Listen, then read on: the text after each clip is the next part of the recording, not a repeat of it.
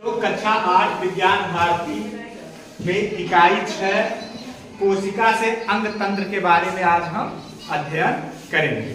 कक्षा 7 में हमने जाना था कोशिका क्या होती है। कोशिका अत्यंत सूक्ष्म संरचना होती है।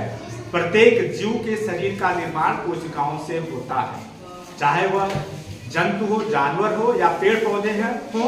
सबके शरीर का निर्माण किससे होता है? किससे होता है? कोशिका से। आज हम उसी के बारे में पढ़ेंगे। देखो, कोशिका को अंग्रेजी में सेल कहा जाता है। कोशिका को सर्वप्रथम रॉबर्ट हुक नामक वैज्ञानिक ने 1665 ईस्वी में खोजा था। किसने खोजा था? रॉबर्ट हुक ने। रॉबर्ट हुक कब खोजा था इन्होंने? 1665 ईस्वी में अपने द्वारा बनाए गए सूक्ष्मदर्शी की सहायता से इन्होंने सर्वप्रथम कोशिका को खोजा था। अब देखो, कोशिका शरीर की रचनात्मक एवं कार्यात्मक इकाई है। कोशिका जो है किसी भी जीवित जंतु के शरीर की रचना यानी शरीर का निर्माण और शरीर में होने वाली संपूर्ण जैविक क्रियाएं किसके द्वारा होती है? कोशिका के द्वारा होती है। कुछ जीव एक ही कोशिका से बने होते हैं। कुछ जीव जो होते हैं उनके शरीर का निर्माण एक कोशिका से होता है, उसे एक कोशिक जीव कहते हैं। जैसे अमीबा, पैरामीशियम, यूग्लिना, ये सब कभी क्या है? ये सभी एक कोशिक जीव है। क्यों? इनके शरीर का निर्माण सिर्फ एक कोशिका से हुआ है। केचुआ, हाथी, मनुष्य, बंदर, बरगद, अन्य पौधे आज अनेक कोशिकाओं से बने होते हैं। एक बहुकोशिकीय जीव कहे जाते हैं। ऐसे जीव जिनके शरीर का निर्माण एक से अधिक कोशिकाओं से होता है या बहुत ढेर सारी लाखों कोशिकाओं से होता है, उन्हें क्या कहते हैं? उन्हें बहुकोशिक जीव कहते हैं। बहुकोशिक जीव को इंग्लिश में क्या कहते हैं? Multi cellular, MULTICELLULAR। अब एक कोशिक जीव को कहते हैं यूनिसेलुलर, UNICELLULAR, यूनिसेलुलर। ठीक, तो कोशिका किसने खोजा था? रॉबर्ट हुक ने 1665 ईस्वी में। इसके आधार पर कोशिका की एक परिभाषा दी गई है। कोशिका जीवन की आधारभूत संरचनात्मक एवं कार्यात्मक इकाई है। कोशिका किसी भी जीव के पूरे संरचनात्मक यानी किसी भी जीव के पूरे शरीर का निर्माण और शरीर में होने वाली संपूर्ण जैविक क्रियाएं किसके द्वारा होती हैं? कोशिका के द्वारा ही होती हैं। ठीक है। अब देखो, जैसे ईट ढेर सारी ईट मिलकर दीवार बनती है। कई दीवारें मिलकर रूम बनाते हैं और कई रूम मिलकर क्या बनाते हैं? घर का निर्माण करते हैं। उसी तरह एक जैसी कोशिकाएं जिनकी संरचना और कार्य एक हो, ऐसी कोशिकाएं जो एक कार्य करती हो और जिनकी बनावट भी संरचना भी एक हो, ऐसी ढेर सारी कोशिकाएं मिलकर क्या बनाती हैं? ऊतक बनाती हैं।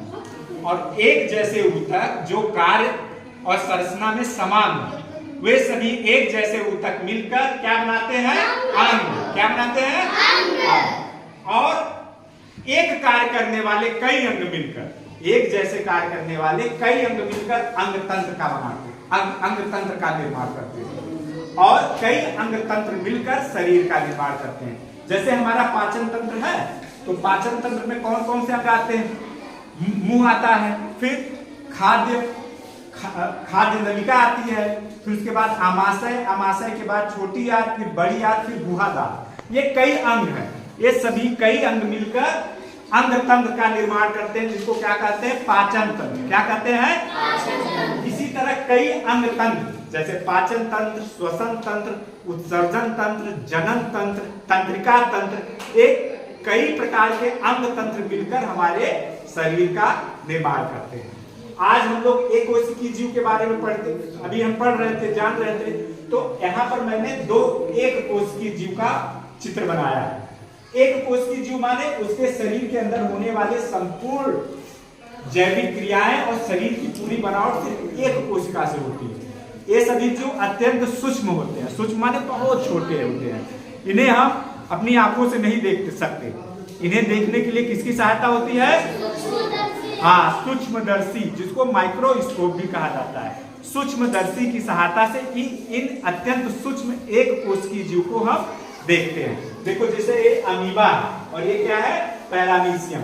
यह हमने जो ये चित्र बनाया है, यह सूक्ष्मदर्शी से लिया हुआ चित्र है, उसी के आधार पर यह चित्र बनाया गया है। देखो अमीबा है, अमीबा के अंदर एक केंद्रक पाया जाता है, इसमें ऐसे उभार, उंगलियों की तरह उभार पाए जाते हैं जिसको पादाब या सीरोपोडिया कहते हैं।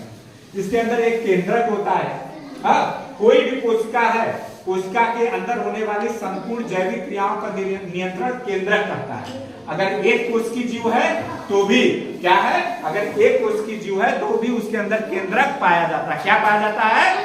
केंद्रक। क्या पाया जाता है? केंद्रक। और बहुकोशिकीय जीव के अंदर भी केंद्रक पाया जाता है। तो इस तरह देखो यह अमीबा है, इसमें जलधानियां पाई जाती है, इसके अंतर्गत एक तरल पदार्थ कोशिका द्रव्य है। ठीक, यह भी एक कोशिकीय जीव है। एक कोशिकीय माने यूनिसेलुलर, इसको पैरामीशियम कहा जाता है। पैरामीशियम माने हमारे पैर के तलवे की तरह यह होता है, इसलिए इसको पैरामीशियम कहा जाता है। इसमें भी देखो एक बड़ा केंद्रक होता है जिसको बृहद केंद्रक या माइक्रोन्यूक्लियस कहते हैं, एक छोटा केंद्रक होता है जिसको लघु केंद्रक या माइक्रोन्यूक्लियस कहते हैं। एक कोशिका मुख होता है। क्या होता है? कोशिका मुख। ठीक, और एक मुख गुहा होता है। इसके चारों ओर छोटी ऐसे बाल की तरह संरचना होती है, इसको रोमाब या सीलिया कहा जाता है। ठीक है, इसके अंदर भी तरल पदार्थ भरा होता है जिसको कोशिका द्रव्य कहते हैं। इस तरह हम लोगों ने आज दो एक कोशिकीय जीव के बारे में जाना, अमीबा और पैरामीशियम। ठीक, अब देखो पूरे विश्व में, पूरे सृष्टि में सबसे बड़ी कोशिका जो होती है शुतुरमुर्ग पक्षी का अंडा होता है। शुतुरमुर्ग पक्षी का अंडा जो कि बड़ा अंडा होता है वह सिर्फ एक कोशिका का बना होता है, लेकिन वह बहुत बड़ा होता है, इसलिए सबसे बड़ी कोशिका किसको कह सकते हैं? शुतुरमुर्ग पक्षी के अंडे को सबसे बड़ी कोशिका कहते हैं। और सबसे छोटी कोशिका क्या होती है?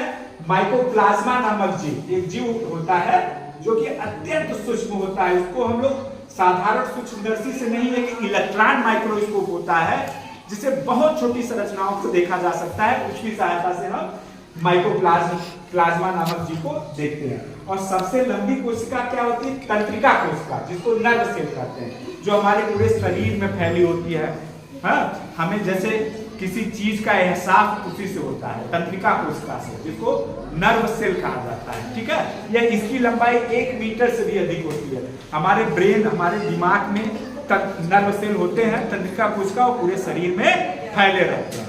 ठीक है, कल हम लोग पादप कोशिका यानी पेड़ पौधों वाली कोशिका और जंतु कोशिका यानी जानवर कोशिका, इन दोनों कोशिकाओं के बारे में और इनके बीच में क्या अंतर है उसके बारे में पढ़ेंगे। ठीक है, समझ गए सभी लोग? आज के लिए इतना।